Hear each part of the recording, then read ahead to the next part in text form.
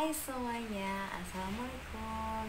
Nah, hari ini tuh aku mau kasih info tentang haid atau menstruasi.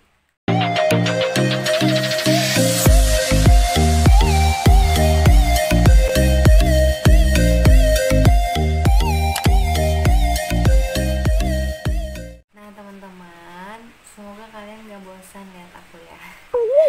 Hari ini aku mau ngebahas tentang menstruasi. Aku yakin kalian, apalagi yang remaja-remaja putri yang baru menginjak masa pubertas, nah baru mengalami haid, jadi kebingungan gitu ya.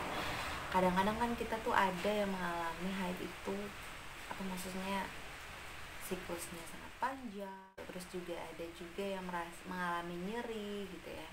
Oke, hari ini aku akan ngebahas itu. Dan disclaimer dulu teman-teman. Nah, bukan berarti aku sok pintar di sini ya. Aku juga baca dari sumber-sumber gitu ya. Terus juga tujuan aku untuk bikin video ini, aku mau berbagi juga, ada pengalaman juga gitu, berbagi informasi buat kalian. Oke teman-teman, aku akan ngebahas dulu. Nah, haid atau menstruasi itu apa sih teman-teman? Sel telur kalian yang tidak dibuahi, nah itu kemudian terus juga kita tuh mengalami penurunan. Jadi pada saat sel telur itu muncul itu ya, kita estrogen dan progesteron itu akan meningkatkan. Nah kemudian karena sel telur itu tidak dibuahi, maka hormon akan menurun, hormon estrogen dan progesteron itu menurun, dan kemudian dinding rahim kita itu akan luruh ya teman-teman. Nah jadi darah haid itu adalah berasal dari dinding rahim kita. Nah dinding rahim itu yang luruh darahnya gitu, karena memang terjadinya penurunan hormon di dalam tubuh kita.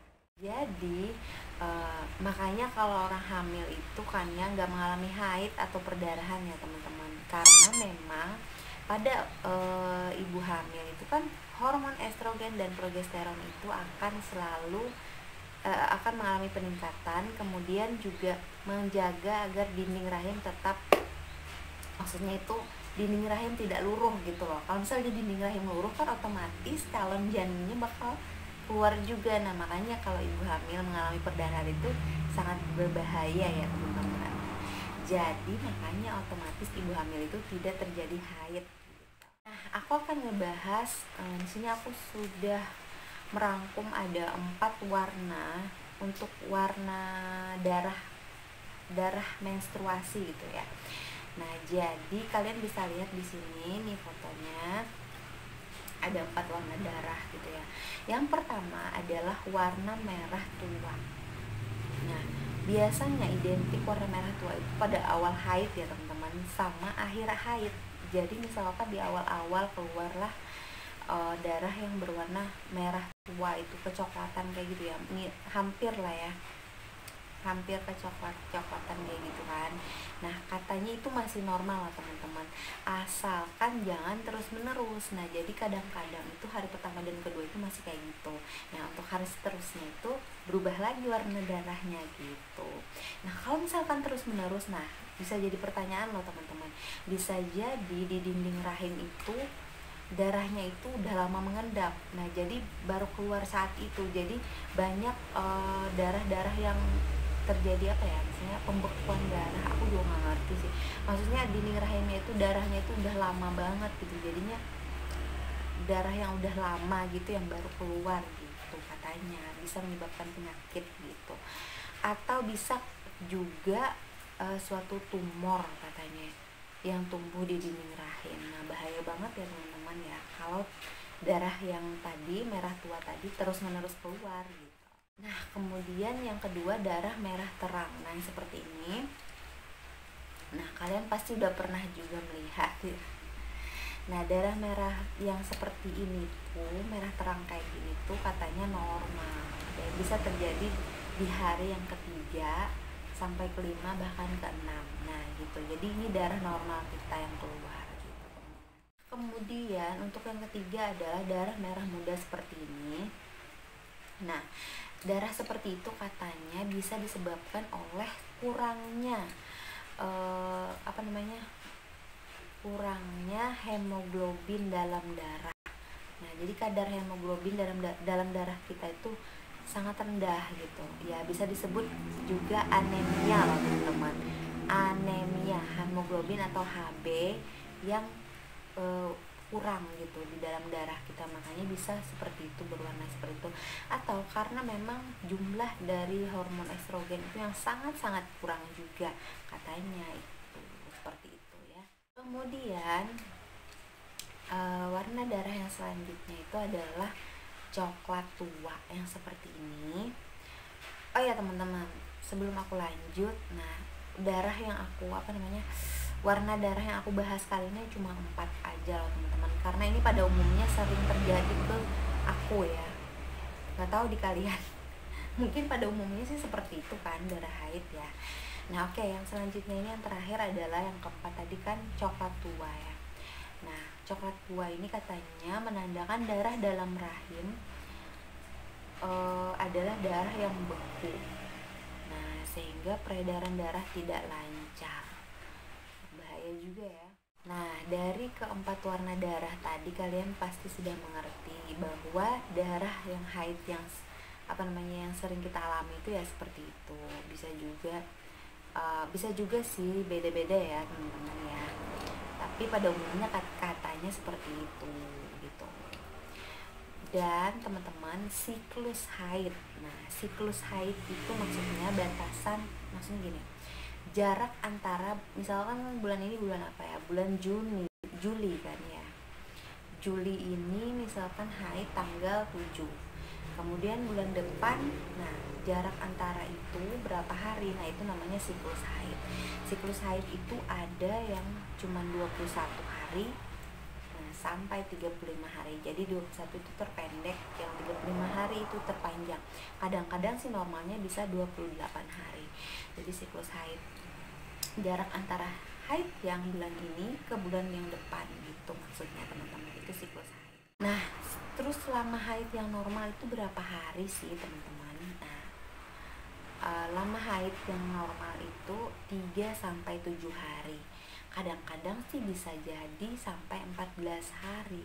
Nah kalau lebih dari 14 hari itu bisa dikatakan ada gangguan hormonal atau ada sesuatu di rahim kita, dan itu harus periksa ke dokter. Kalau seseorang yang menstruasi itu mengalami nyeri itu kenapa sih gitu kan, banyak banget pertanyaan ya.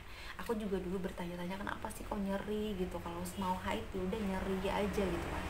Ternyata itu disebabkan karena rahim kita yang berkontraksi teman-teman.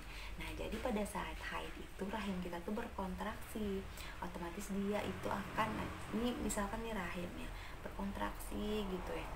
Nah itulah yang menyebabkan dinding rahim itu luruh, nah keluarlah darah. Nah jadi seperti itu teman-teman ya, diumpamakan ya seperti itu.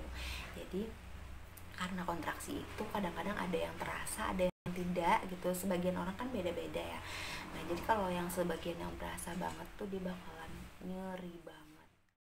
Nah tapi teman-teman hati-hati ya, kalau misalnya nyerinya tuh nggak sembuh-sembuh gitu, maksudnya gini loh, nyerinya itu benar-benar hebat banget sampai bikin kita pingsan berkali-kali atau bikin kita itu benar-benar lelah banget gitu.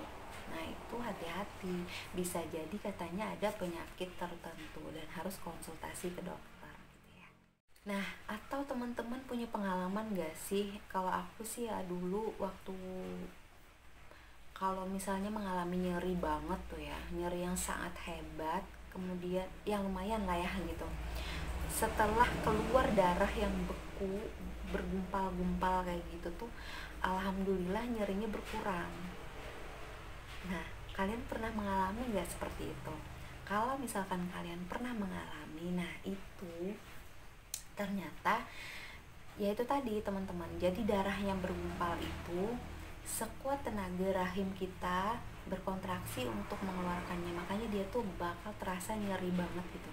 Nah tapi kalau sudah keluar gumpalan darah tersebut, maka nyerinya akan berkurang.